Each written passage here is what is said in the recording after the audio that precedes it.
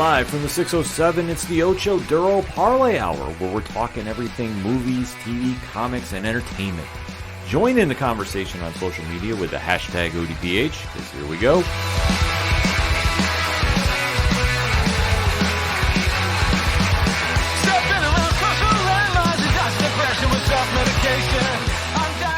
Welcome back for an all-new edition of the ODPH podcast, better known as the Ocho Duro Parlay Hour.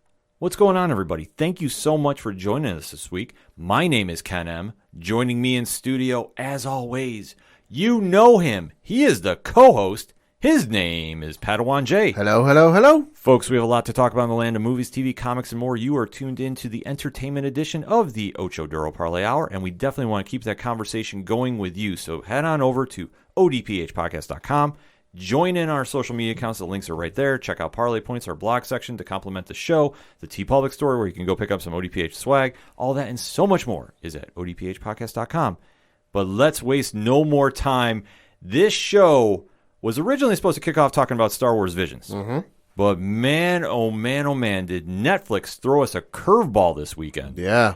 And we were vaguely keeping an eye on this. That's why we really didn't deep dive into it, because we heard about this event called Netflix TUDUM. Which is how you spell the sound you hear whenever you start a Netflix show. Exactly.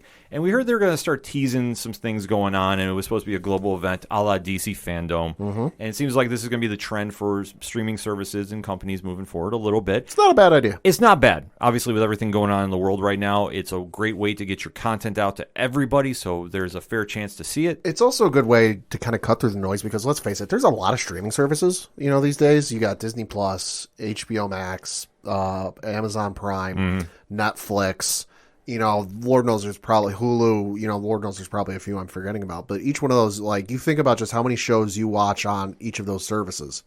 We're talking probably like 10, 20 plus for some folks, So especially with, like, you just look at all the stuff Netflix announced that, like, obviously I knew Witcher was coming, and obviously I knew, but with everything else, it's like some of those was like, holy crap, I forgot that was coming. Yeah, there's a lot of speculation going on because Netflix usually keeps things pretty close to the vest. Yeah. They don't like to give out the big release dates too far in advance. Yeah.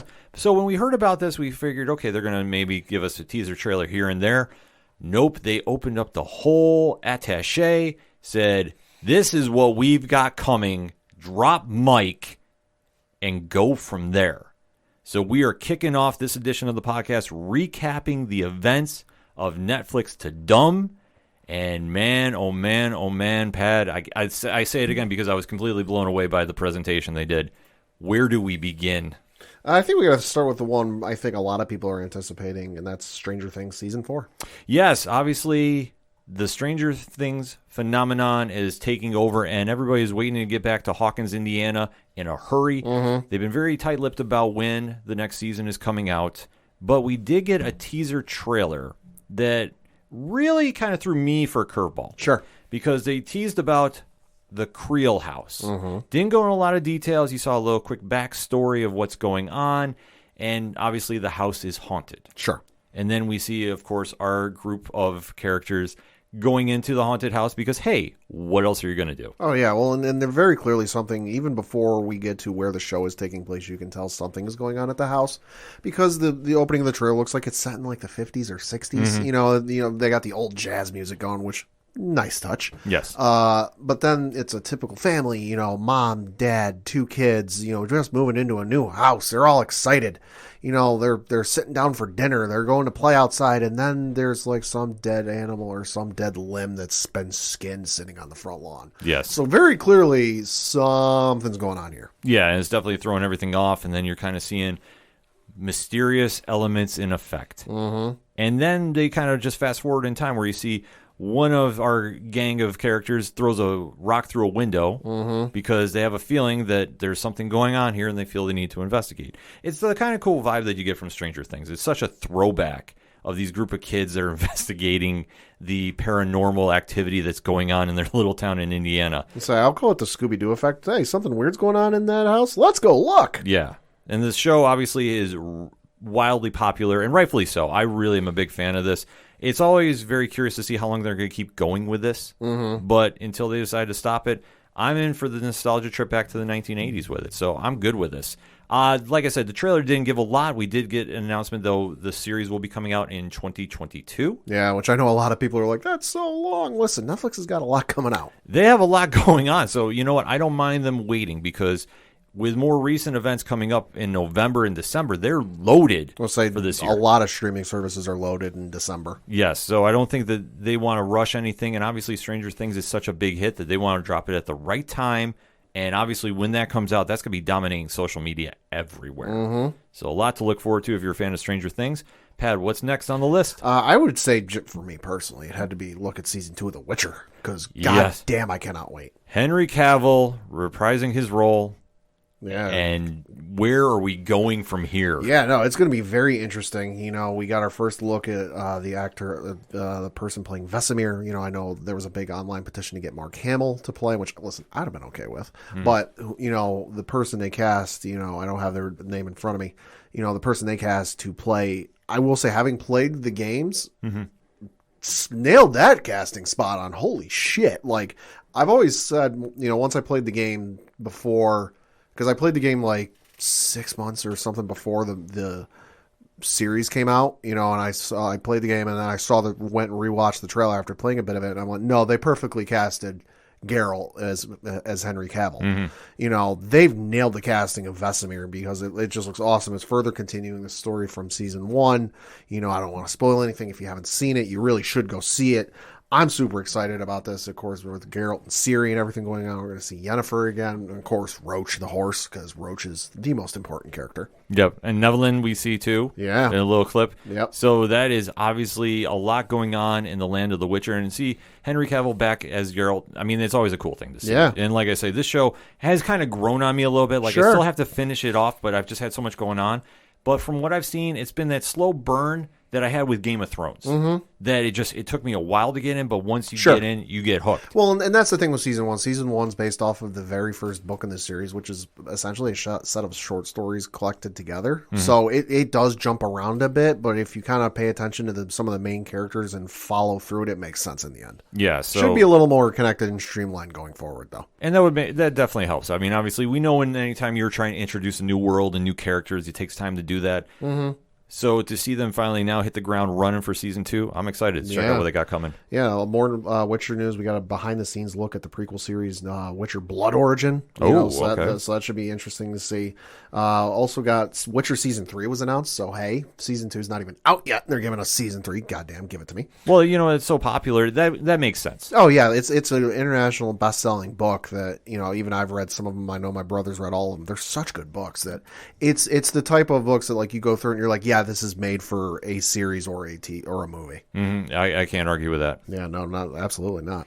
Then we have the one that really stood out to me. I know everybody that knows me rather well, if you listen to the ODPH podcast, you would think Cowboy Bebop.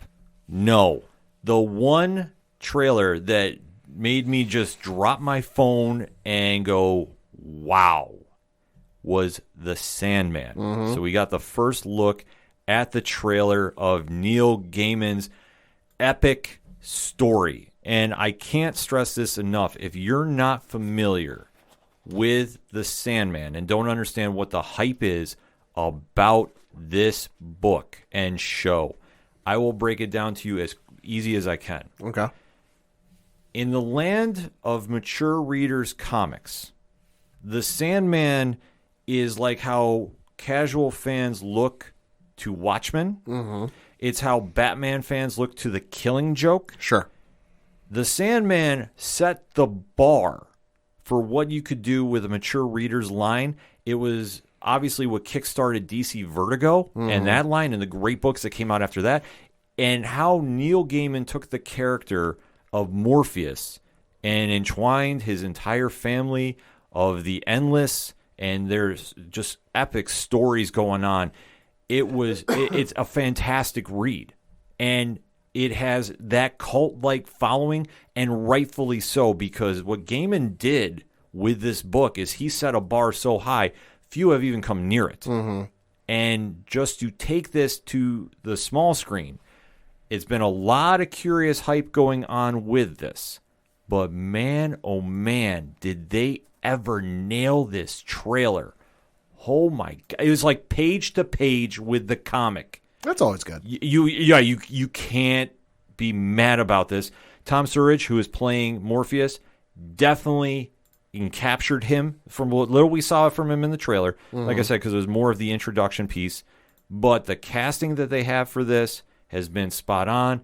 Donna Preston is playing Despair.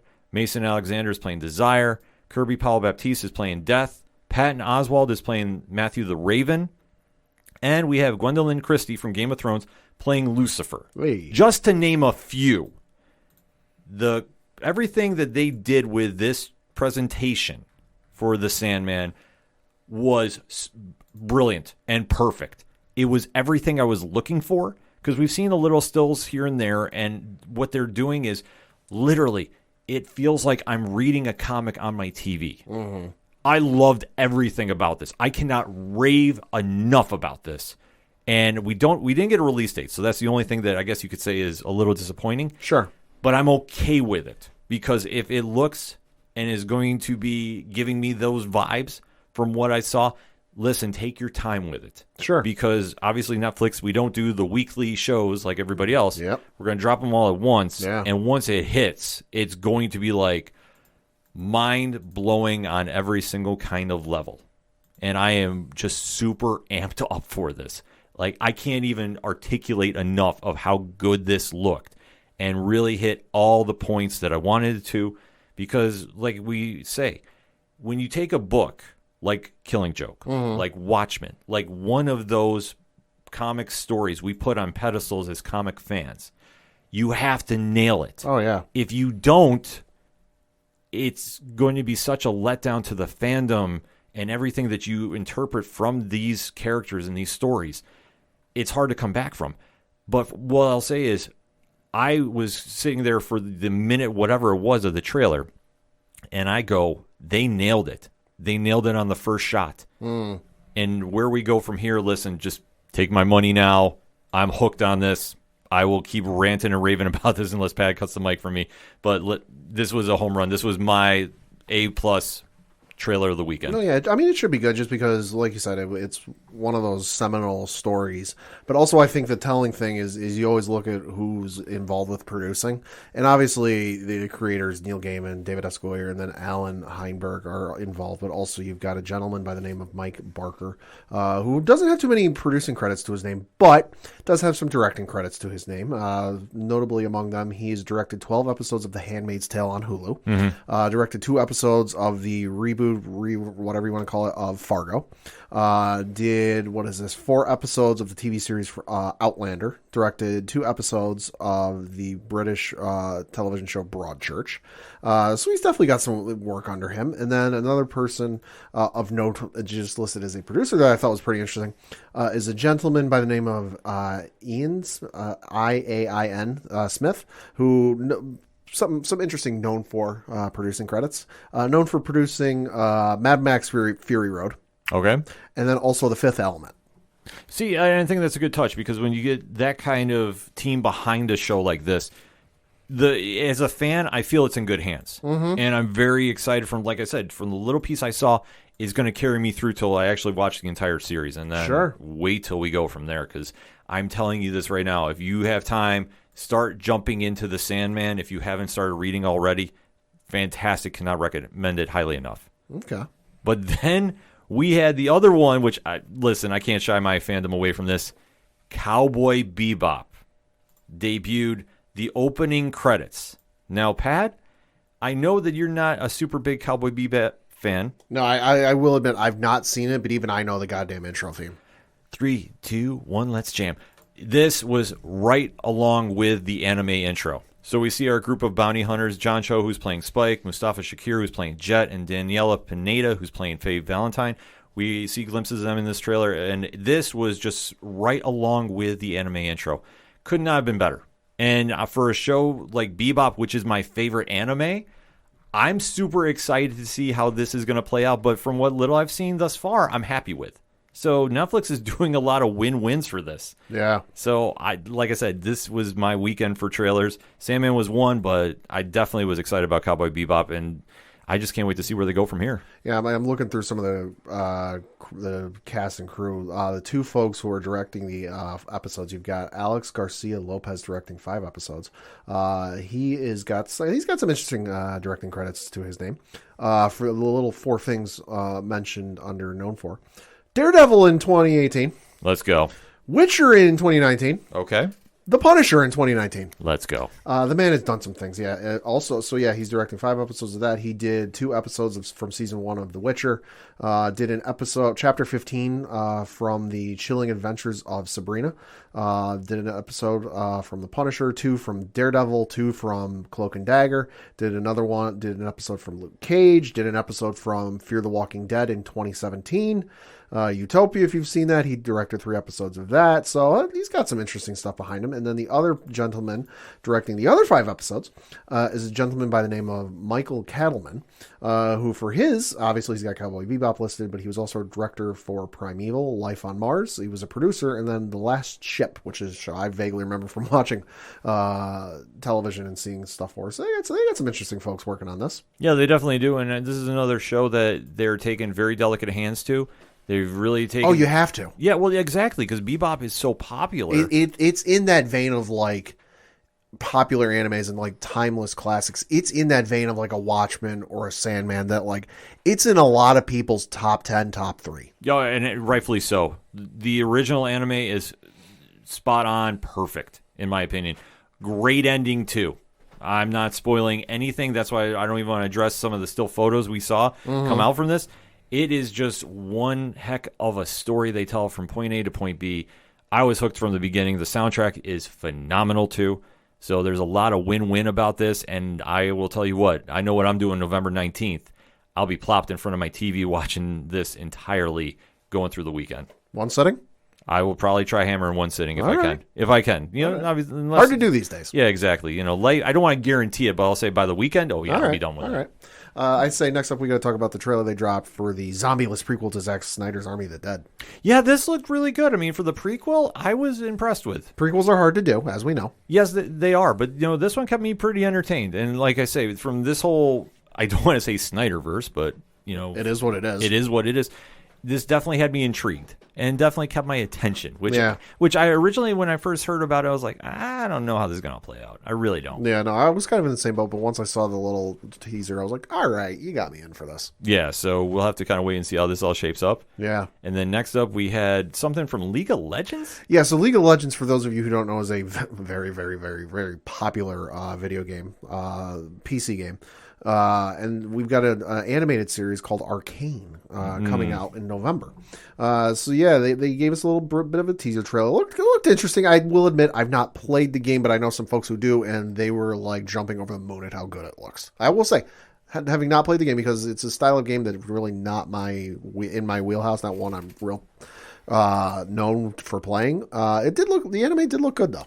Yeah, it definitely looked good. I mean, it had a very unique art style to it, and I was really intrigued by what I saw. Like I said, I'm not the biggest League of Legends person, so this is very, very new territory for me, but I'm definitely going to give it a watch when it comes out. So definitely excited. And this is one cool thing when you do events like TUDUM. You get shown new projects that if you're not a fan of, you were going to get that one impression that you can either hit or miss. Oh, yeah. So this one definitely was a hit for me. Yeah. And then we got a sequel series, I guess you could say. Continuation. History Channel had a very successful series on its airwaves for 6 seasons, Vikings. One that's always been on my list. I've just never gotten around to watching it. I need to watch it now, though, because it's getting a sequel series titled Vikings Valhalla, and it is coming out in 2022. Vikings was no joke on history. That's what I heard. I saw trailers and ads for it all the time. Just it was like Lost for me. I saw an ad for Lost in literally a old ad in a magazine from a PlayStation magazine I used to get way back in the day when it was getting ready to air. And I was like, oh, this looks interesting. I'll have to watch this. And then I just missed a premiere, and this was before DVR, and this was before streaming. So I was like, well, shit, I missed it. I can't really get in on this. Vikings was kind of the same thing where it was like, oh, this looks interesting. I might have to check it out. And then History Channel at the time really didn't have a streaming thing where I could go look at it. And I didn't have DVR at the time. So I was like, well, shit, I missed it. Yeah, it's definitely a very, very realistic take. That's what I've heard. I mean, it's obviously History Channel took their time with it and really followed along with the events. They're known for more than just alien shows. I know. Who knew? It was crazy. But that show definitely was in your face, more hardcore than Game of Thrones, in my opinion. That's what I've heard. So it's definitely going to be really something to check out when they're doing the follow-up here with Valhalla. Yeah. Like I say, I'm not sure where we're going with this. Like, I did like what I saw with the trailer, but I'm just like, I don't know. Well, listen, I'm a sucker for period piece TV series. You know, I really love, obviously, The Witcher. Game of Thrones was good for a couple of seasons, and then it fell off at the end. You know, but The Last Kingdom, I'm a big fan of. I watched Turn Washington Spies on Netflix, which was a really good series. I'm going through The Crown with my girlfriend. I love a good period piece. Yeah, so I'm definitely going to be trying to check that one out. Let's say I also know you're going to be busy in December as well because there's a little something coming out on December 31st. Cobra Kai is back. Oh my God, my good bad love affair with this show is not even funny. I think the absolute world of this show. I know our friends over at 8122 Productions is having this show locked and loaded on New Year's Eve. Mm-hmm. The story of Johnny and Danny fighting in the valley with everything going on there. Like, it's trying to put it into words. Like, if you have not seen the original Karate Kid movies, you need to watch them and just really embrace them for what they are. And then now that they've updated them, this is just so over the top, good, bad. It's a fantastic watch. Yeah, it's one of those shows that started off on YouTube Red, of all places, which I don't even think exists anymore. No, I think they folded that. You know, but it was one of those things where it's like, oh, okay, figured it would do well, and then it didn't, you know, but then Netflix picked up the rights to it, and it just took off like a rocket ship. Well, it's just one of those shows that when you see it, you have to catch that certain audience for. Sure. And it is so cheesy nostalgia. You're either going to love it or you're going to be like, why did they bring it back? Mm-hmm. And when William Zabka reprised his role as Johnny Lawrence and just completely stayed in his character from the 80s Yeah. and just ran with it, and he's so good, it captures it. Like, because you sit there and you're just like, how the hell is he still doing what he's doing here? And then obviously getting Ralph Macchio come back as Danny LaRussa. Yeah. This was just perfect nostalgia hitting at the right time because it's so over the top. It's so crazy to think that a karate tournament from the 1980s is still haunting these two gentlemen and affecting the valley that they live in. Yeah. And now they have the next generation of karate kids under their wing, where they're now taking on the ultimate evil in John Kreese, played by Martin Kove, who's fantastic in this as well. And just now they're deep diving into the Karate Kid universe. That's why I say it throws me off to even talk about it, because I'm listening to the words coming out of my mouth. And it's like, Danny and Johnny are fighting for the fate of the valley. We're going back to the karate tournament. But it works. Yeah. Everything about the show works. So I am definitely excited to check this out on New Year's Eve. Yeah, I got some more stuff. Just quick mentions. They gave us a clip for season 2 of Bridgerton, which I know is real popular with some folks, and currently the #1 most watched show in Netflix history, although probably not for long. Yeah, no, that'll go away soon. No, that'll go away soon. And what we mean is there's a little show came out called Squid Game, which is an experience in and of itself. I don't want to even get into trying to get into explain that. I keep hearing about that. I got to check that out. Yeah, I saw a trailer for it. It is fucking wild, to say the least. I gotta watch it. It's wild, but no, there was an article today because the CEO of Netflix on Monday, Ted Sarandos, said, quote, "There's a show on Netflix right now that is the #1 in the world, like everywhere in the world. It's called Squid Game. Squid Game will definitely be our biggest non-English language show in the world, for sure." He said there's a very good chance it's going to be our biggest show ever, close quote. So it would be unseating Bridgerton, which is mind-blowing. That's a wild statement. Yeah, but no, you got some more goodness, as a couple movie trailers as we go through some of the list. Yeah, we definitely had some of that. I mean, obviously, Red Notice, The Rock, Gal Gadot, Ryan Reynolds project. That is, the three of them just have such a wonderful chemistry. Oh, yeah, it works on every single level. So that one, when that drops, is going to be a must-watch. Yeah. The Don't Look Up. Yeah, say it's got Leonardo DiCaprio, Jennifer Lawrence, Jonah Hill, and Meryl Streep. That looks real good. That looks absolutely crazy. I didn't think that was going to look as good as it did. No. But sure enough, here we are. Yeah. Extraction 2, the fact that we have a sequel coming for this movie. Fucking give it to me. Chris Hemsworth is playing John Wick on steroids, And it is exactly what you expect from It's this franchise. It's turn your brain off and just watch the chaos. Yeah, you have to. You absolutely have to. There's no rhyme or reason for it, but listen, here we are. I tell you what, man, they hit with so many interesting trailers. Oh my God. Of stuff coming out. I didn't even want to get into Tiger King. I just the fact we have a season 2 coming. I shouldn't be surprised, but I kind of am. Yeah, I'm in the same boat with you. I'm just like I don't get it, but okay, I'm going to be watching. Listen, it's a product of a very interesting set of circumstances that were it not for those circumstances, I don't think it would, namely everyone being stuck at home and with nothing to do but watch shows, I don't think it would have been as popular as it was. I think it still would have been very popular, just not risen to the level it has. Yeah, I mean, there was so much going on for this event. Netflix hit it out of the park. Yeah, I'd say so. I really think that this surprised a lot of people. Mm-hmm. I know it surprised me because I remember when I first heard about it, I thought it was going to be just a little quick blurb here and there. I didn't think it was going to be as big as it was, but they unloaded everything they had. They didn't even debut anything about Umbrella Academy. I mean, we do know that's coming. They had a Q&A, yeah, which I know within the last month or so they just finished filming. Yes. So we do know that is coming out very, very soon. Mm-hmm. I figured we might have got a teaser trailer of some sort. I know they did the Q&A, but you know what? That was smart that they didn't go completely all in. I thought they were. That was the only thing if I want to be picky about. Sure. I was hoping I did see some. I think that just means that we won't see it because I would have figured if it was coming out in June or July next year, we probably would have seen something. But that leads me to believe if all they did was a Q&A, it's probably not coming out till late next year. I mean, the rumor was November, so that's one thing we're just have to keep our eyes out for. Yeah, there is so much going on that they have trailers for. It is mind blowing that Netflix is. I don't want to say they're forgotten a lot, but you see that Disney Plus is coming out with content and content and content. Amazon Prime is reloading, and they got big shows coming too. Yeah, you almost forget that Netflix is still there. And they've just quietly been building up content. Mm-hmm. And now for the next, 18 months? At least. Look how much is coming out. Yeah. And that's just stuff they've announced. That's not even counting stuff that they're like, hey, surprise. Yeah, this is going to be something to really applaud at. And I fully see them doing this as a yearly thing. TUDUM really hit the mark. And we say they got the blueprint, I think, a little bit from DC Fandom. I think that is going to be one of those streaming conventions that we'll be talking about for years to come because I think that they're following that blueprint and made it work. And now you're going to see a lot of copycats do it, which is great. But there's nothing like the real thing about going into like a Hall H or a main stage. Absolutely. And hearing that crowd and getting that vibe.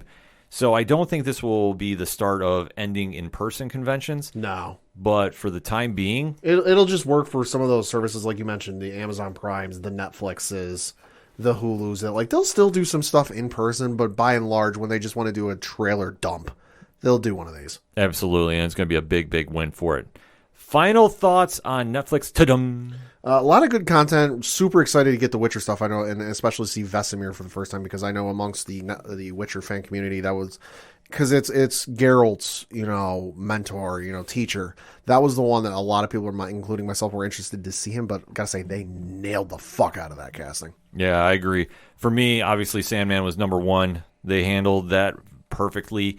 Even the panel for panel stuff they showed with the pages of the comics, it was seriously so on point. I am super amped up for that show.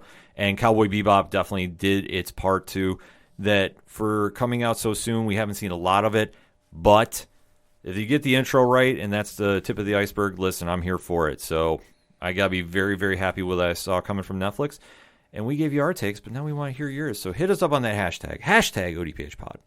What was your takeaways from Netflix? TUDUM. Did you see the trailers? Which ones were your favorites? And let's have that conversation, hyping up what's coming out on Netflix in the months to come. We're going to take a quick break. We'll be right back. This podcast is sponsored by Podbean. Podbean is the easiest way to create your own podcast. We use Podbean to host the Ocho Duro Parlay Hour.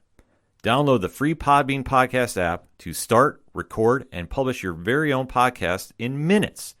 Podbean provides everything you need to run your podcast, and you can record and publish episodes directly from the app on your phone. Download the free Podbean app today. That's Podbean. Head on over to Podbean at www.podbean.com and use the code podcast21 for your first 30 days of podcast hosting for free. Check it out. Coming back for another segment on this edition of the ODPH podcast, and it is time to recap the latest episode of What If. Holy goddamn shit. Yes, if you have not been following the MCU's animation universe of taking stories that you've seen on the big screen and really flipping them with a change of a sentence, change of a word, and seeing how the story goes in a completely different direction, you are really missing out. Mm-hmm. Marvel's animation on this has been on point, and everything that they've done, taking those small stories and really making them into something bigger, has been, for the most part, a big hit. Yeah. I would say. Jeffrey Wright, who plays Uatu the Watcher, has been the narrator and really taken us on the deep dive into the MCU. And we've really seen a lot of different episodes with a lot of different looks. We've had the insanity of what if zombies, taking the Marvel Zombies approach. We had last week's episode where Thor was an only child, and it was met with a lot of fun, but with a very interesting cliffhanger. I'll say, well, last week's up until the cliffhanger was like every pledge week at every college ever. Yeah, it was just meant to be a little fun because we've had so many serious episodes, like what if Killmonger rescued Tony Stark, and what if the world lost its mightiest heroes. Yeah. We've had a lot of different change of pace stories throughout here, which I think has been a great balance. And if you've ever read the comic from Marvel, this is how they do it when they have that series published. Mm-hmm. Not every issue is going to be continuous. You're going to have changes where it's going to be a funny episode or a real serious one. It just depends on what the writers and artists are going to make on that team, or make on that book, rather. And when the creative team really gets clicking, they really do a great job. However, though, with this latest episode, What If Ultron won? Christ almighty. We took a big curveball from what we had originally interpreted for this show. Yeah. Now, we are going to give you the spoiler warning, and if you're new to the ODPH, this is how we do it. We give you a countdown where we tell you if you don't want to be spoiled, pause this podcast right now, catch up on the show, and then jump back in. Because after the countdown is done, we go into full spoiler talk, and we give you fair warning. So that all being said, in 3, 2, 1, Pad, what did you think? This was the best episode they've done yet. Because we all remember last week, where it was Party Thor, Bro Thor, and then you get to the end, and Watcher says, and everyone lived happily ever after until Vision, Ultron, whatever you want to call him, came through a portal, and you just heard Jeffrey Wright as the Watcher go, oh no. And I'm like, that's a hell of a cliffhanger, figuring the next episode they go to something entirely different. Mm-hmm. And then the poster came out a couple days ago, and I went, oh fuck, they're going there. Which was Vision in the armor like we saw him at the end of the last episode with all 6 Infinity Stones. And I went, oh, this is going to get fucking wild. And it did, and I loved every minute of it. Yeah, this was definitely a surprise to see that this story apparently is still going. Uh-huh. And that's the biggest takeaway I had was from the Thor episode where you saw Ultron, the amalgam of Vision and Ultron put together with all 6 Infinity Stones coming through a portal. Yeah. We figured, okay, well, it's going to be a quick runoff, and that's how they had the Thor story. But then when the promotional art, like you touched upon, came out for this episode, it was like, wait a sec, we're continuing this? Yeah, and I'd heard somebody when I was out in public a couple of days ago before the episode dropped, they're like, oh yeah, the episodes are starting to connect. And I'm like, no, they're not. Having no idea, like I'm deliberately avoiding spoilers about what's coming next. And I'm like, no, they're not. Like they're standalone. Like they're not really connecting one to the next. Maybe season 2, if they do a season 2, they might continue some of these stories. And then the poster dropped, and I'm like, fuck, I was wrong. Yeah, because we jump in to seeing What If Ultron won. Mm-hmm. And this is where everything gets really thrown upside down, because obviously this takes place in the events of Avengers Age of Ultron. Mm-hmm. But they threw a big curveball. Pad, you want to break that down? Yeah, so the thing I liked about this episode, and please, hashtag ODPH pod if I'm wrong, I think this is the first time they've outright explicitly said where the change is. Yes. Because we've seen in the start of the episode, there's been the little, Time Bureau sentence typed, and then one little thing gets changed. So unless you pause the episode, you never see it. This, from what I can remember, is the first instance where we've deliberately seen on screen where the change occurs.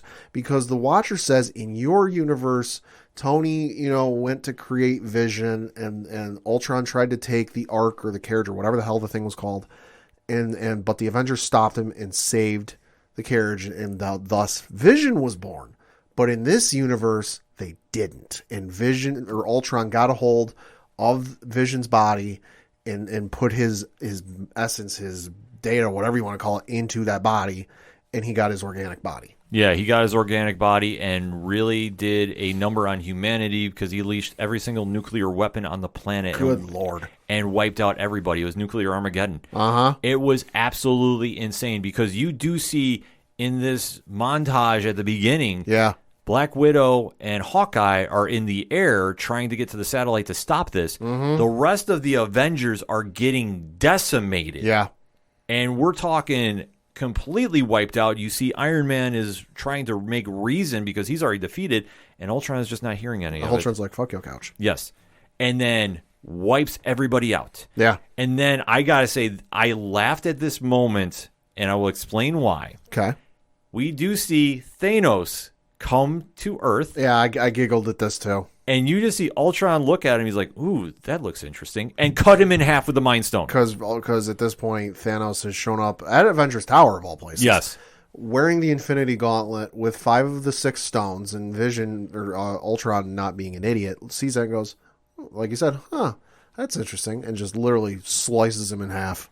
Which I just sit there and go, why didn't Vision just do this at the beginning of Infinity War when he ran into Thanos? Because he's got a heart and soul, proverbially speaking. At this time, no. You just got to go aim for the head like Thor should have done. Yeah. Thor's responsible for everything. You realize this. No. Don't put this on Thor. It's Star-Lord. Star-Lord's goddamn fault. You know, it's a team effort. Yeah, okay. Yeah. I'll give you that. Thanks, Avengers. Justice League doesn't do this. Thanks, Quill. Yeah. But at this point, though, you see Ultron now completely take power and just that armor was dope as fuck. Yeah, he has this amazing armor, is making drones of himself. I'll say, I think, who's the one company that we see at Con every year that does like the really fancy, really expensive statues or like figures? Is it Sideshow? I believe so. Sideshow, if you're listening, do a figure of that Ultron. That would look fucking amazing. Oh, I guarantee you they're going to start working on something. Somebody will make that Vision Ultron armor, and it's going to be fantastic.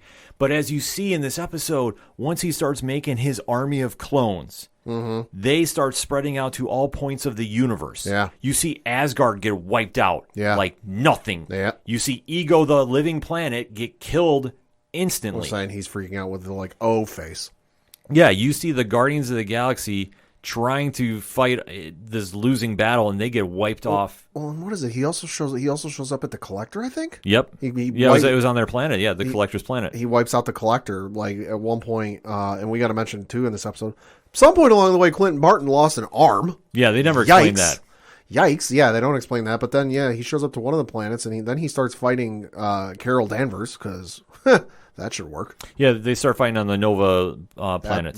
And they go right to the center of the planet, and Carol Danvers is obviously holding her own, but Ultron it just lures her in there. Like it was such a interesting trap he laid out that I'm just like, man, he really thought about everything here. And I just was completely blown away of how quickly he just wiped out all life in the universe. Yeah. And then we go back to Earth, and we see that Hawkeye and Black Widow are trying to find a way to beat Ultron. And this gets very interesting, not because of what they're doing, because we do see that quick action sequence, a la the Avengers 1 movie. We do see Hawkeye do the Hawkeye moves, even though he's missing an arm and has a robotic one, which they never touched upon, but obviously something has happened. You see that Black Widow is kind of kidding around with him, too, which I thought was interesting. Yeah. And it really did capture that Avengers 1, 2 feel of how Natasha was written. But the big takeaway I had from here is you see Uatu get very nervous. And you see him trying to influence Hawkeye and Black Widow into finding the key to defeating Ultron. Well, because at this point, hasn't Ultron sensed the Watcher? Wasn't there a scene, like a couple scenes earlier, where Ultron did something and Watcher was commentating to us, the viewer, and then Ultron just goes, "What was that? Who said that?" And then he turns and looks at the camera, and Watcher goes, "Oh no." Yeah, he does something like that. I think it's right after Thanos gets killed. Yeah. And it's just such a weird moment that they leave it alone for a little bit, but Uatu knows something's up. And he's trying to help them, but he can't intervene. He can't intervene, asterisk, because if you've ever read the comics, He likes to intervene here and there when it's convenient. There's reasons. I digress. We do see Natasha pick up the file that does have the information of where another cyborg artificial intelligence is. Mm-hmm. And that turns out to be who, Pat? It's another copy of Arnim Zola. Yes. So they come up with the plan. If we can somehow upload Zola into Ultron, they have a chance of winning. But they got to put their faith in the hands of a former Hydra agent. Yes. Enemy of my enemy is my friend, I guess? I don't know. It's weird bedfellows, but obviously when you're in nuclear Armageddon Fallout, you kind of are working with who you got. True. I'll say, case in point, Zack Snyder cut Batman and Joker. Yep. We live in a society, folks. This is true. I digress. So as this plan is going on, Uatu is very happy because he's seeing that there's possible hope. However, there never was much hope. There never was, because all of a sudden Ultron comes right through the portal. Well, he starts punching the portal, and he's like, oh, that should hold. Yeah. And then it doesn't. Yes, and he's now in the place. I don't know if it's the blue area of the moon. I don't know. Where Uatu is watching, I would assume. I kind of assumed it was like a pocket universe. You know, it's his own place where it's like out of time, but he can still look at all the other universes. You know, it was like a mirror dimension looking thing. Yeah, it was kind of an interesting place of what they do there. So they never really touch upon it. Like I said, I thought it might have been the blue area. Yeah, of the moon. They never said. Yes, which if you read the comics, that's where the Watcher hangs out. But either way, Ultron is there and realizes, wait, you have so many multiverses. Yeah, because at this point, Ultron has taken out basically all life in the universe. You know, of course, to our knowledge, the only life left is Clint and Natasha, but everything else is gone. So he's now a intelligence program without any directive to do. So then he gets into the Watcher's universe and he starts looking and he starts seeing all of the parallel universes and he goes, oh, all of a sudden I have purpose again. I am burdened with glorious purpose. Yes. And you see now the Watcher has to get involved. Yep. Uatu has to fight back, which this really demonstrates of how powerful of an individual he is. That was cool. Yeah, which you don't see too often. I mean, they have touched upon this in the comics like we touched upon, but it's very few and far between. Sure. Because he does hold this vow, he cannot get involved. But he does have a very soft spot for Earth-616, and he will help if there is a way to do it and be damned with the consequences. Mm-hmm. We've seen this throughout time. That's why I want to say he's more of a hero per se, if you want to kind of categorize him. Sure.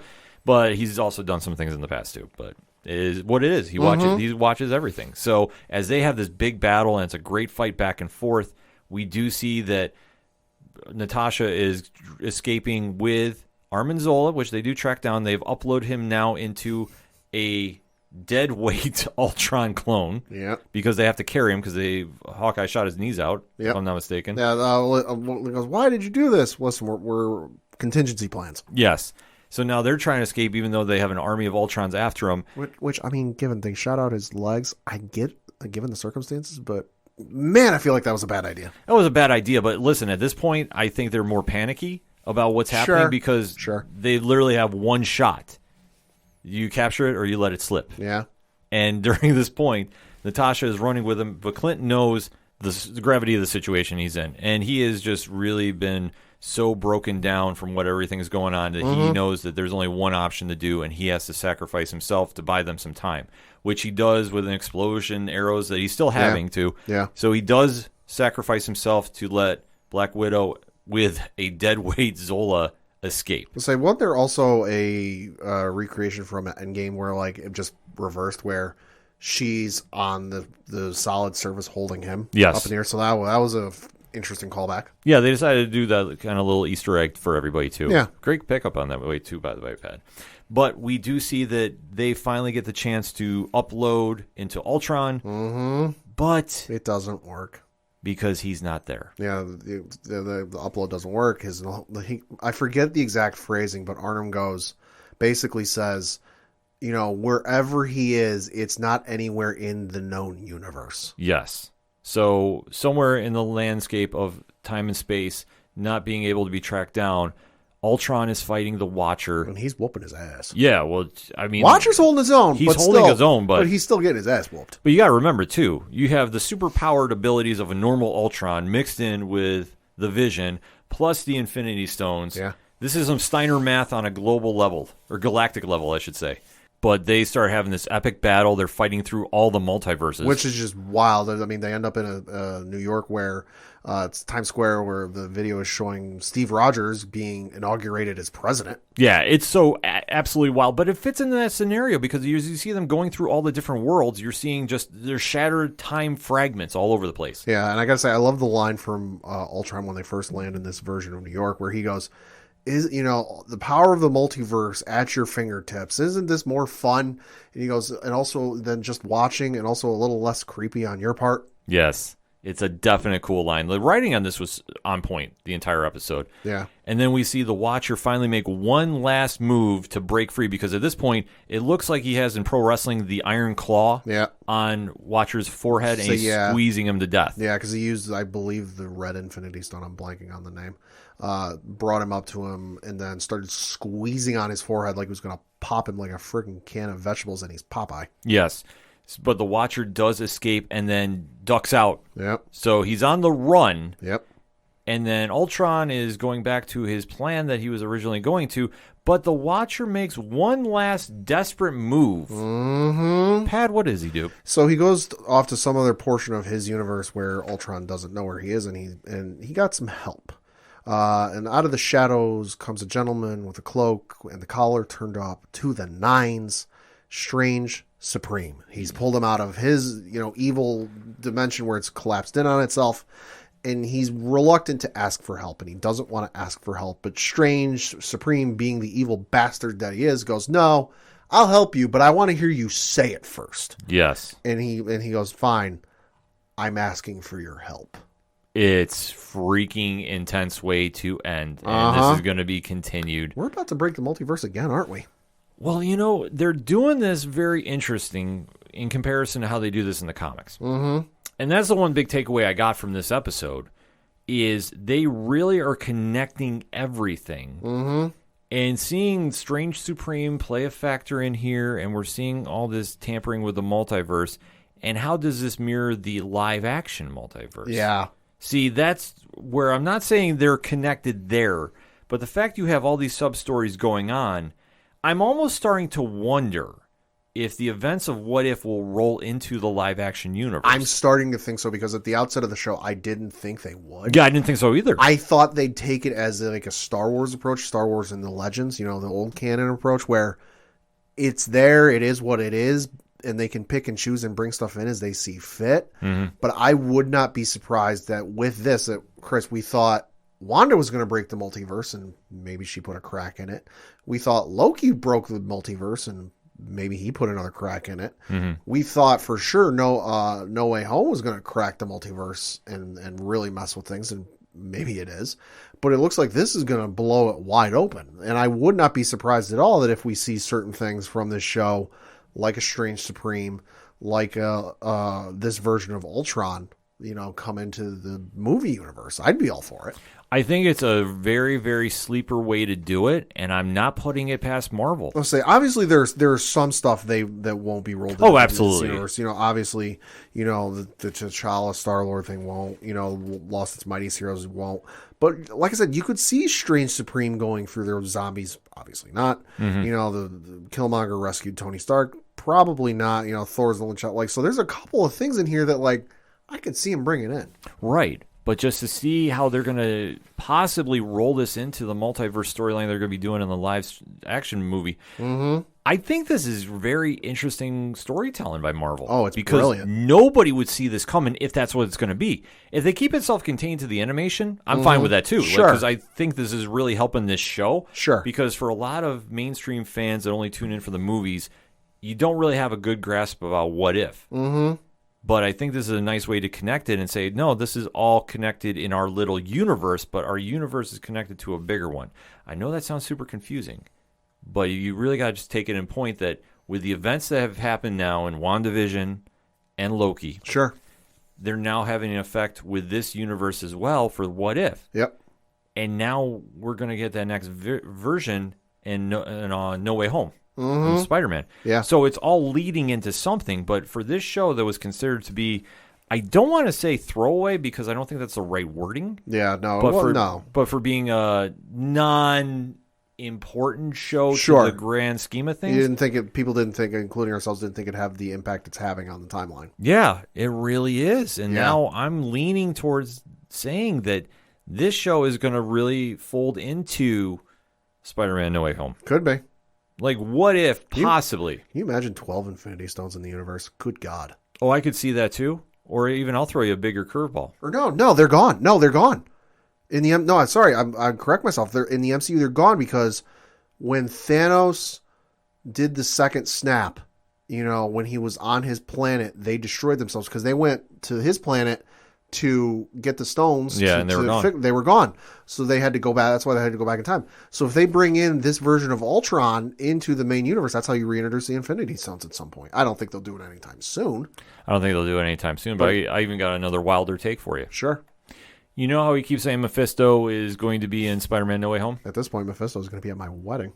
Right.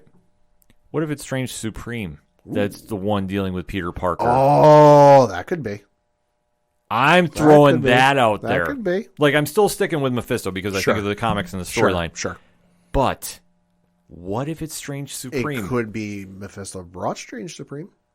Maybe. I mean, used him as an outlet. Like, hey, I'm going to bring you here and take you over here. I'm throwing that idea out there. The what if leads into Spider-Man No Way Home. Could be. And it's the wrong Doctor Strange. Could be. That's working with Peter Parker, because how that Doctor Strange is written on the cartoon is how he's written on the movie. Yeah, and you do have Benedict Cumberbatch's involvement. Could be. Oh, I know it's fantasy booking here, folks, but there's some smoke to that fire if you're really looking at the flame. Could be. Just saying. But all that being said, Pad, final thoughts on What If Ultron won? Like I said, greatest episode they've done thus far, and I legitimately cannot wait for the next episode to see where the hell this goes, because I have no idea.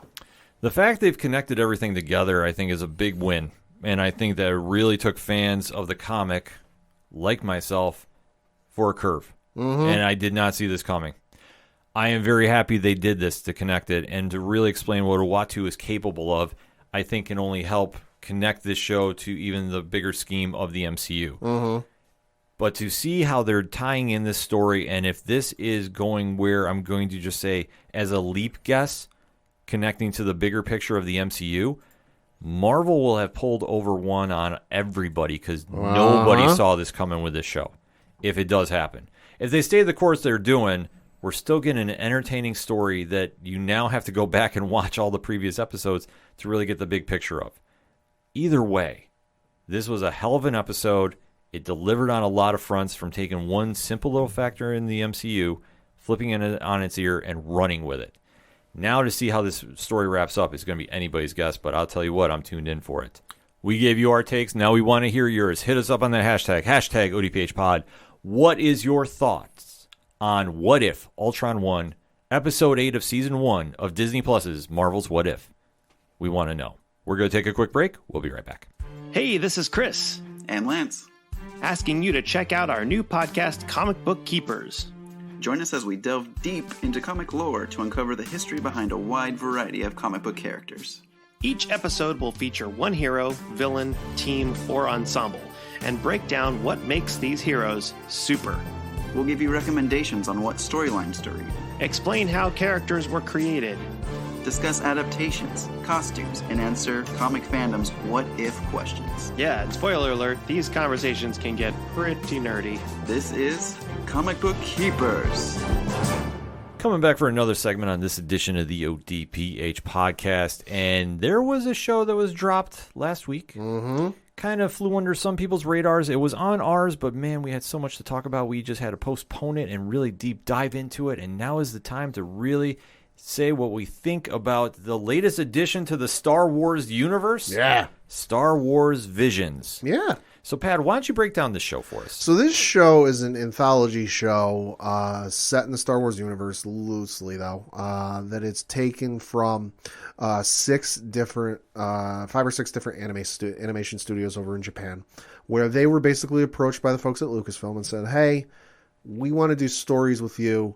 And, why don't we give you the opportunity to tell those stories in the Star Wars universe? You're not beholden to any of the lore or any of the canon or anything. We're not going to sit here and say, if you're going to use that character, make sure you do X, Y, and Z. Mm-hmm. Just whatever story you want to tell, you can do that. And some of the animation studios, it was 7. The animation studios were Kamikaze Duga, Studio Colorido, Geno Studio, Trigger, Kinema Citrus, and Production IG, and then Science Saru. And they were each telling their own story. You had 9 different episodes. And the thing with this show, and I said it last week, when I gave a little blurb about it, I'll say for the show, if you are been turned off for any reason, whatever, with the Star Wars universe, give this show a shot. It's not canon, so you don't have to sit there and figure out when this takes place or what part of the movies it takes place. No, it's all its own thing. The producer has said it's not canon. So this is just a fun show that, the longest episode I think is 17 or 19 minutes. So it's somewhere around there. You can crack these out in a day or two, if you got a free day off. They're a lot of fun, and we're going to go through some of the episodes and talk about what we liked and what we didn't like. All right, so why don't you kick us off? So the first episode was titled The Duel. This one was set in an alternate history. It was set in feudal Japan. It was kind of like an old anime style classic, old animation style, where you had a lone wanderer known as Ronin. Was the only thing we knew. Was kind of watching over a town. It appeared, and then he got into the Empire. Some stormtroopers came in. They were led by a self-declared Lord of the Sith who had a traditional Japanese umbrella that also had lightsabers spinning out of it, which was really fucking cool. I gotta say that. Yeah, this was probably my favorite episode. It just had such an old school anime vibe to it. Yeah. And this was done in just such a very unique style too. It was black and white, except for the colors when they needed to pop out there for the sabers and the battle. It had a lot of uniqueness to it that I really loved about it, because I was sitting there going, okay, I really don't know what to expect from this. This was probably the origins of Star Wars at its core, because one of the biggest origins and influences for George Lucas in Star Wars was the films by the Japanese filmmaker Akira Kurosawa. That this was probably the closest to, if Akira Kurosawa was still alive and given the opportunity to do a Star Wars show, movie, whatever it was, this is probably what it would look like. Yeah, if given the opportunity. And you know what, I'm here for it, because I thought this one was probably one of the, if not the strongest episode. Yeah, no, this was real good. You had the second episode, which was Tatooine Rhapsody, which this one was, like I said, this one was so much fun. Yeah, I just loved it. Absolutely. The whole concept of this is you had a Jedi. A Padawan at this point, who somehow got lost in the battle of the Clone Wars. So he winds up running into a character known as Guy, and Guy says, "You know what? I'll get you out of this war, but I need you to be in my band. I need you to be my band." Which, I mean, you have to understand the concept of this is just they're having some fun with this. Yeah, and it was such a change of pace from the Duel that, when you see this pop punk band get on stage and they start playing, well, it turns out that Guy is not exactly scot-free of some debts that he owes. Nope. And he winds up getting tracked down by the king himself, baby Boba Fett, because, I mean, he did not look like the traditional Boba Fett. No, it was still it was normal age Boba Fett as we see him in the movies. Just it was the animation style that made him look small. But it was Boba Fett, I believe. IG-88 was there, and I think Dengar as well. There was a couple of bounty hunters that I recognize the faces of. That was really cool. The song is in the episode is catchy as fucking hell. Oh, it is. Please, Disney, release that song onto streaming platforms so that I can listen to it, because I dug the hell out of that song. But Boba tracks him down. Come to find out, Guy is a relative of Jabba the Hutt. Yeah, which is crazy. Which was just wild. This episode was so good. Yeah, and obviously to get out of Jabba's debt because originally Jabba was going to kill him because that's what Jabba does. Yeah. They say, well, give us a chance to have at least one last song. And when they do this, the song goes, you can't say viral, it goes galactic. It goes galactic, and I got to say, I dug where the concert took place. What was the old pod race arena from episode 1? I was like, oh, hey, we're at the pod race arena again. That's cool. Yeah, it was just such a cool throwback, and obviously they wind up getting out of the debt, but then they kind of have to sign to Jabba's record label because... Well, no, they convince Jabba to let him go. Hey, you let us go, you can sponsor us and you get all the royalties. Yeah, which they appeal to Jabba's base instinct, which is money. Yeah, which like I say, they make him sign to Jabba's record label. Like it was just kind of it was just a fun episode. Yeah. And like I said, it just the kids were so young. That's why it really threw me off with Boba. Just they all looked like they were very young, and it was like a teen-esque story going on. It was just the anime. It was just the animation style. But the animation style, which I had no problem with. I loved this episode. Yeah, no, that one was good. The next one you had, which was take all logic and throw it out the goddamn window. Yeah. This one was the twins. This one was basically about after the Empire was defeated. He had these two twins who were born of the dark side and from the dark side and for the dark side. That they were leading the remnants of the Galactic Empire or something. We had 2 Star Destroyers that were linked together with the Gemini class Star Destroyers, which was just 2 Star Destroyers basically linked together, which was wild to see. Yeah, it was crazy. Then you had the one, the brother turned to the good side. It turns out he's actually good. They go off and fight each other in space with no helmets on because reasons. It was wild. It was absolutely crazy. And yeah, you had to throw logic out the window. Uh-huh. I don't want to say this was Fast and Furious-esque. Kinda. But it was up there. Kinda. It was. It was like a Dragon Ball Z style. It was like a Dragon Ball Z style anime where it's just like, hey, stuff's gonna happen, you just gotta sit there and accept it. Yeah, let it go, because as we see, the family is fighting. The brother is trying to save the sister because he knows the future. Yep. And if she unleashes this weapon, it's going to kill her, but she does not care. Yeah. And then they wind up, fighting each other in space and just doing Star Wars things, which, like I say, there's a lot going on with this episode that you just have to really take a step back and go, okay, just let it happen. Yeah. And then, ultimately he winds up escaping, but vowing to finish the job and be the saving force in his sister's life and bring her to the Force. It's typical Star Wars stuff, but it works. Yeah.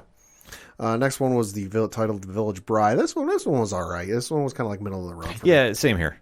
There wasn't anything too flashy about it. No. And it was okay. I was not fully engulfed in the story, so it was just, it was passable, I will say. Yeah. I don't want to say it was bad, but it was just something that, okay, it didn't really hook me. Yeah. As much as some of the other stories did. Yeah. Next one was probably my favorite one of the entire series, The Ninth Jedi. Yo. Good Lord. This one was insanity. Essentially, the story with this one was the Jedi had basically become extinct, including lightsabers. Nobody knew how to make a lightsaber, but there was this one guy, in the universe, who knew how to make lightsabers. So anyone who was force sensitive and was able to hide away from the Sith and the bad guys went to this person to get their lightsaber built. So a distress call went out saying, hey, if you're force sensitive, come to this planet. We're going to rise up and we're going to fight the Sith and we're going to beat the Sith. So you get this group of people together on this planet, and they're like, hey, we're going to do this. And after almost getting attacked by the Empire, the Sabersmith has a daughter. The Sabersmith dies. His daughter escapes with the lightsaber. She goes to this moon and says, hey, here are your lightsabers. The kick with this, though, is that unlike in the Star Wars universe where, the color is kind of determined on personal preference, but in terms of making it red, there's a little bit of lore behind it, believing in darkness and evil. But with this, it's all kind of just like, oh, hey, yeah, if you want to make it whatever color you want, you just got to think it. Yeah. If you want to change the length, it's your own personal preference, which I really thought was cool. So, the daughter hands off the lightsabers to all of the members, that didn't hold the one that was brought, and then the other ones get brought and they all ignite them. And they're all red. Yes. Which was the biggest plot twist I'd ever seen in quite some time. And I'm like, oh, shit. It was brilliant because the daughter of the Sabersmith, yeah. Sabersmith. I keep forgetting they're called Sabersmiths. Yeah. she goes there for the distress, and then just to see her reaction that she's like, oh my God, I've walked into a complete trap, and the Republic is there waiting, or the Sith rather. Yeah. And then she does get bailed out because, ironically, somebody has been there keeping an eye on the situation. Mm-hmm. And that is, who, Pat? That is the guy who sent out the distress beacon. He was like, oh, hey, I'll meet you there. Don't worry about it. And everyone's kind of like, where the hell is he?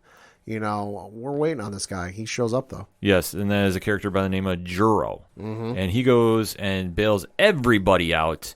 And once they win, we now have a new Jedi Order being formed. Mm-hmm. And it's kind of an interesting play because it appears that they either had somebody on an inside job or somebody changed their mind after the battle. I think somebody changed their mind, yeah. I mean, that's the kind of interesting play that we have because this little order that's getting built to go fight the Sith is really starting from scratch. And it's kind of like a new beginning, a new hope, if you will. Yeah. Because now Juro has a plan that we're going to go to this planet that's taken over by the Sith, and we're going to free it. Yeah. Because reasons. Yeah. But you know what? It works. Yeah, no, it does.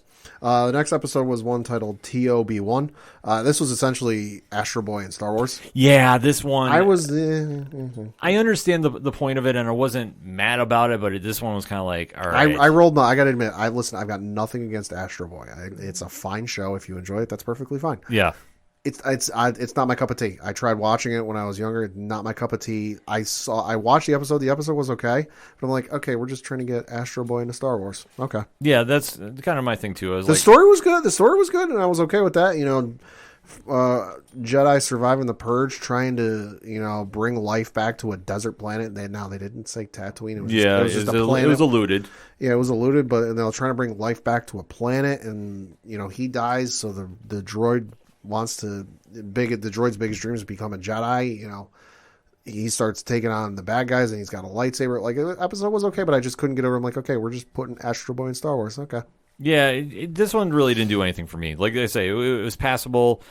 I wasn't that entrenched with it. This kind of was like The Village Bride with me. Like, it was like, okay, this is fun. Yeah. But yeah, it's like it just didn't connect. Like, for me, it just wasn't my cup of Java. Yeah.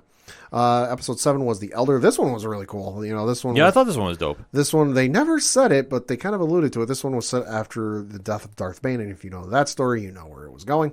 You have a Jedi and his Padawan are sent to Outer Rim.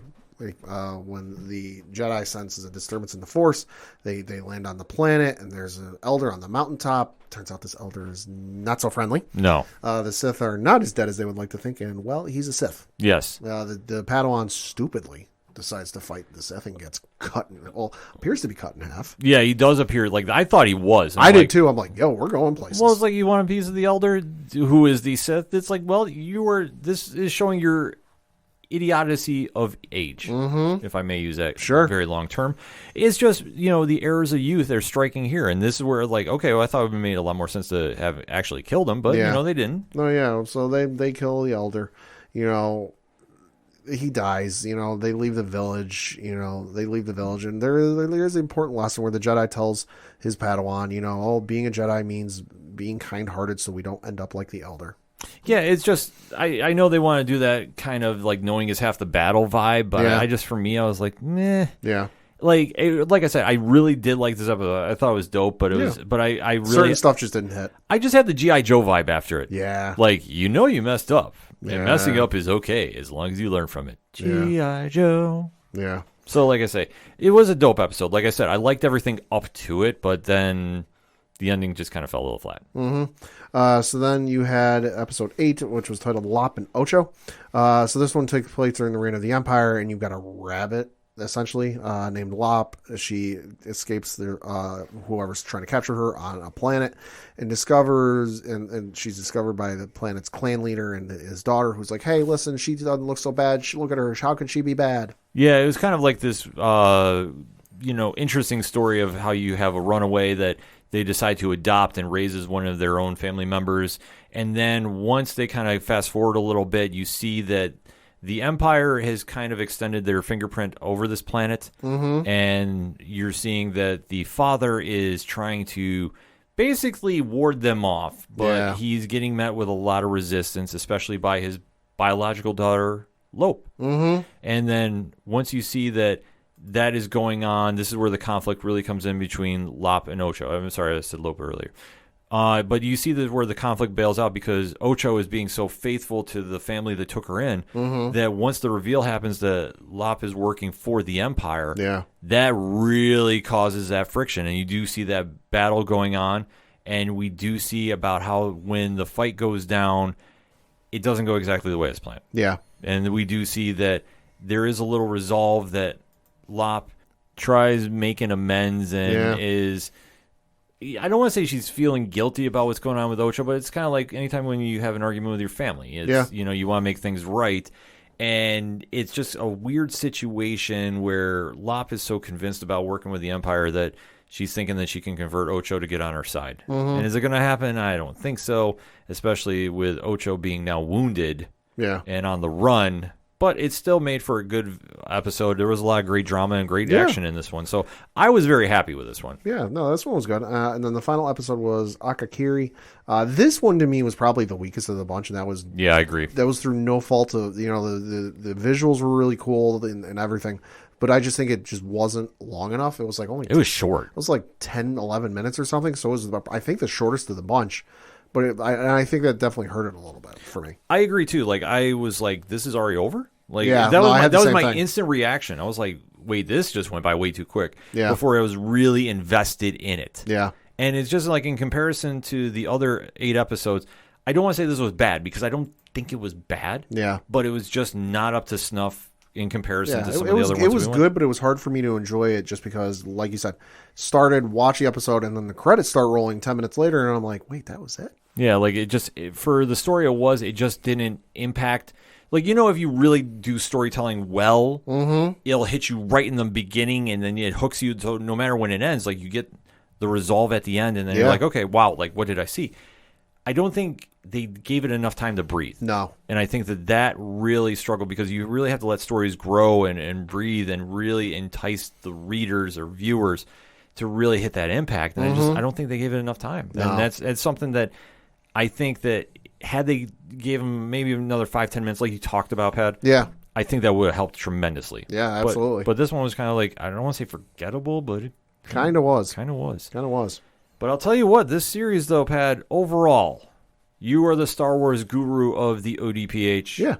What is your takeaways from this? It's a really good series. It's a lot of fun. It's something that you can just throw on, not take too seriously, and have a good time watching it. I would highly recommend it for anyone who's, you know, not even a huge fan of Star Wars. If you've enjoyed the movies, you know, whether it's the original trilogy, sequel trilogy, prequel trilogy, or even just the TV shows, definitely give this a watch. Like I said, it's only 9 episodes. There's a lot of fun with this. I hope they continue to do more and they do a second season, you know, because I think there's definitely an avenue for this, and I definitely think you can have some fun with this because, like I said, there's some stuff coming out of this that I'm like, all right, this would be real interesting to see. Ninth Jedi, I want to see them explore further, like that venue and that path and that storyline. Yeah, that was wild. I'd like to see them explore a few more of these. I don't need a direct sequel, but for what this was, you saw a different interpretation of the Star Wars universe that we've never seen. I'm always here for that. I think that if you fall into the traditional formula for storytelling, sure, you get bored very easily. Yeah. But that's why I say if you can do something different and give a fresh take, a fresh look at a property like Star Wars and really run with it and take it in some wild directions, it's going to be making for some great stories. And like I said, some of these stories just didn't connect with me, but they might be your favorites, and that's completely fine. Yeah. I say, for me, I'm more of like the traditional stories that you saw in the beginning episode of the Duel. Like that one really stuck with me. Well, so yeah, what is it? The twins really stuck out to me just because it reminded me so much of like a Dragon Ball Z style story, where it's just like, all right, this is just utterly insane and would have no possible way of happening, and I dug that. Yeah, so I mean, there was something a little bit for everybody on this one. Even the Tatooine Rhapsody one, that was awesome. That was fun. Like when you can do some storytelling like that and really broaden the horizons and really give a fresh take on something, I think it's a win-win. I mean, that's sort of like why I love Batman Ninja. Because, you know, it takes Batman completely out of his element, makes it anime, and really ran with it in a completely wild direction. Like, it works. So to see Star Wars take a shot with this, I think it was a great idea. Absolutely. And, you know, I'd like to see him do some more with this. So we haven't heard anything about a Season 2, but correct. I would not mind if we saw Season 2. But for right now, we do have it on HBO Max because there's so much there. It's on Disney+. and that's where you should go check it out. And definitely give us your takes on this after you watch it. So ODPH Society, that's your homework assignment this week. Let us know what you thought of Star Wars Visions. You can hit us up on Twitter at ODParlayHour. Let's have that conversation, shall we? We're going to take a quick break. We'll be right back.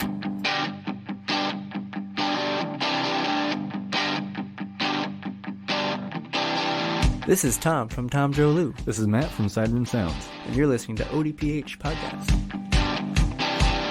Wanna go where no one knows my name, to the desert, the oceans, or the plains.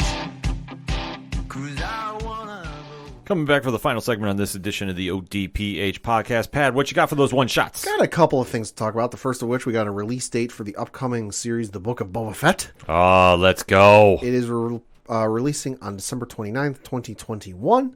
That was released alongside a poster of our favorite Mandalorian on Jabba the Hutt's palace. You know, it's the shot we saw appears to be the shot we saw from the end credits of Mandalorian Season 2 finale.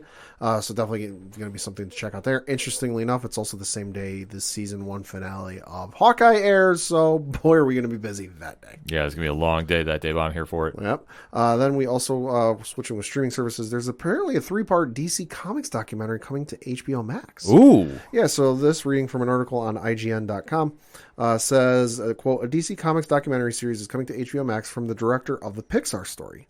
The news was announced on Wednesday in a press release from Warner Media. The show will be developed by DC Comics and promises a complete history of the company. The documentary will be so big it will be spread over 3 parts and stream exclusively on HBO Max. Leslie Iwerks and Mark Catalina will co-direct the series with CWDC boss Greg Berlanti as an executive producer.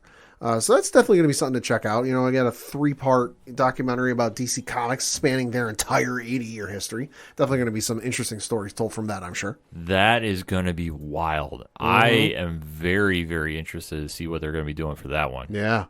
It would definitely be something to check out if you're a comics fan, because a lot of good stories I'm sure are going to come out of it. Oh, yeah, with their backlog in history, Yeah. I'm trying to even think if there's like one that would jump out at me like a story I've always wanted to know. Yeah. But I'm pretty open-minded about whatever they're going to be doing for that.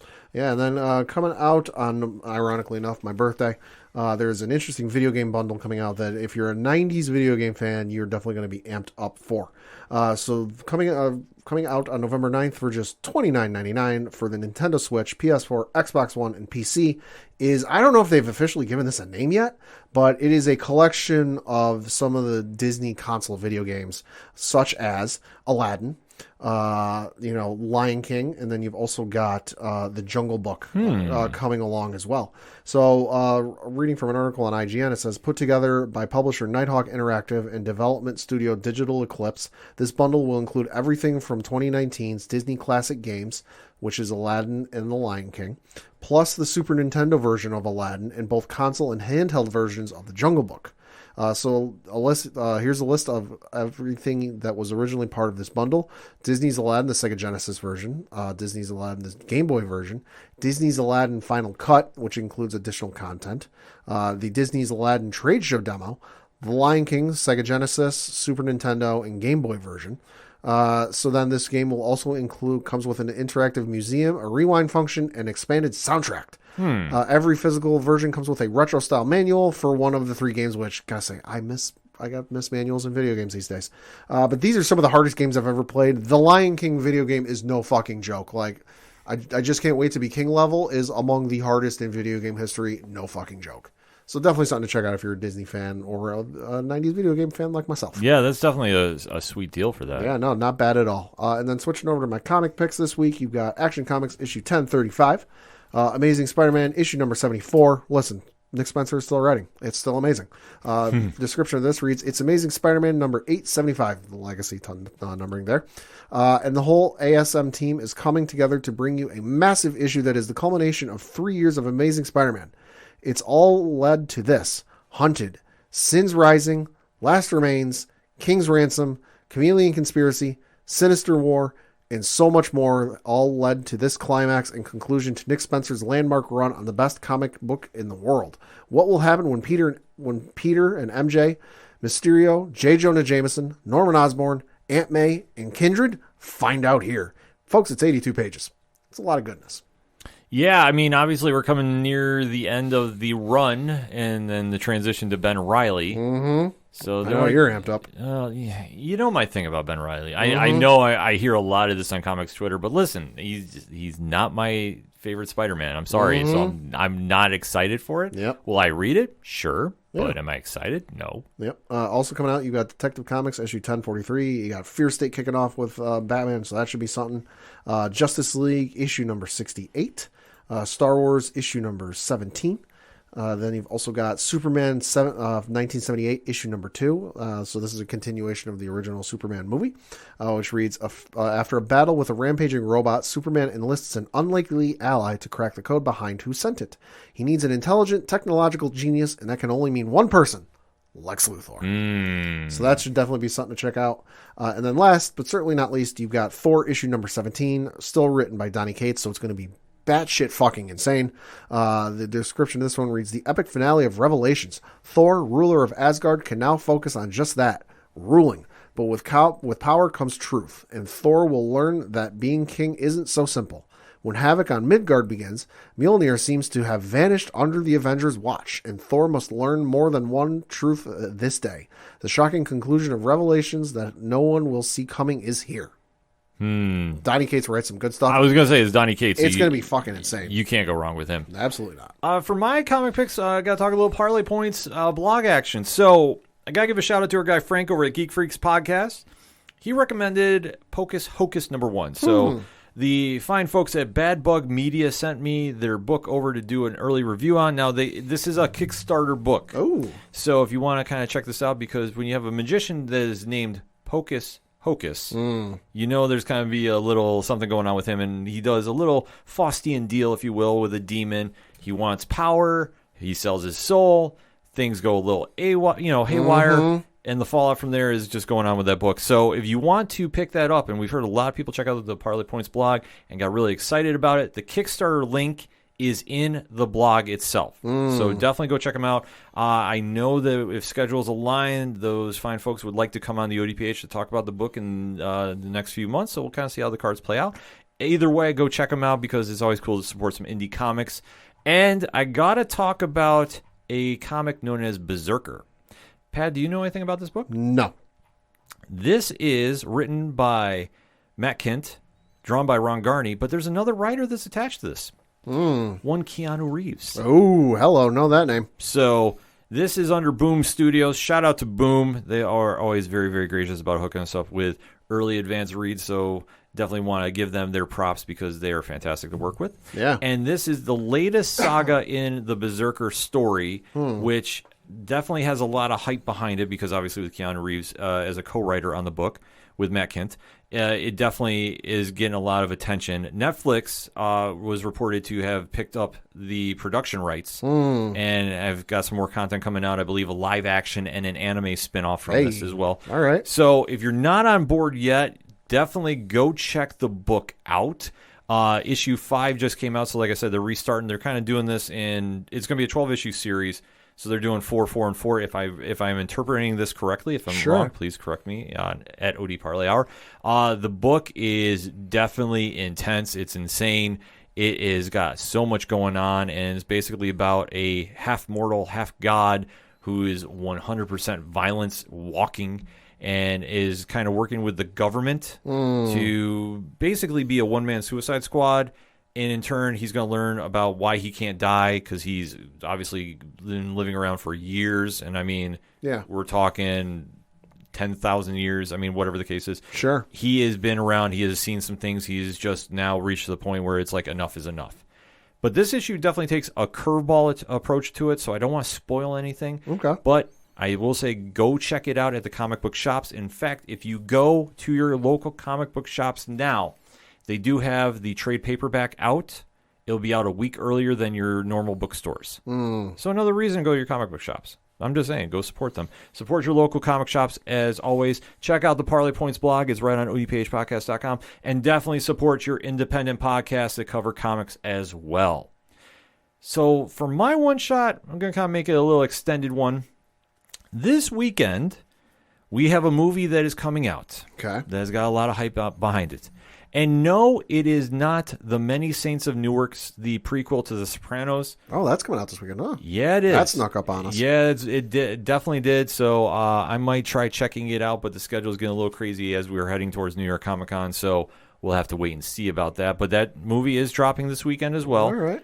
But no, we are talking about Venom, Let There Be Carnage. Ah. So we are now going to get the sequel that has been hopping around a lot of very polarizing opinions about this. We do know that Tom Hardy is back as Eddie Brock. Woody Harrelson is back as Cleus Cassidy. And we are going to get Carnage on the big screen. Andy Serkis is directing. Mm-hmm. So I am not really sure what to expect. We have seen the trailer. In my opinion, the trailer was okay. Sure. Wasn't great. I did like what I saw with Carnage, though. Right. I am a little disappointed it's not an R rating, but I get it. Yeah. And for what we see out of this, Pat, I know you're kind of like on the fence about your opinion about going to see this. Nah, I'm probably not going to see it in all honesty. But for me, that's fair, because you know what? The first Venom was a little underwhelming, in my opinion, too. Mm-hmm. It definitely just had this 90s action vibe to it. Sure. It felt dated. So I'm hoping for something different here, with Tom Hardy taking a little more comfort in the role. Sure. And to see how I'm playing against Carnage. I mean, obviously, Venom has never been hotter in comics. So I'm waiting to see how this is all going to translate on screen.